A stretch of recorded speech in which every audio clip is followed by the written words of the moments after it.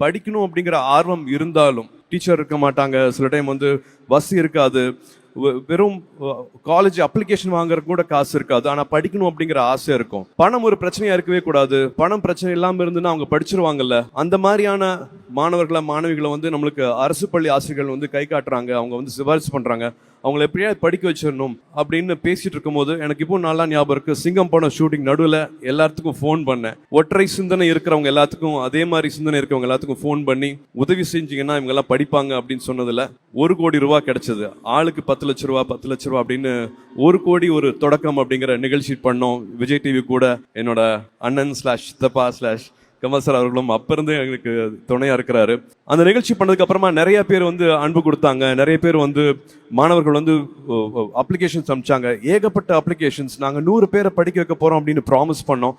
But அதுல எப்படியாவது 160 பேரை படிக்க வச்சே ஆகணும் அப்படிங்கிற நிலைமை வந்துச்சு.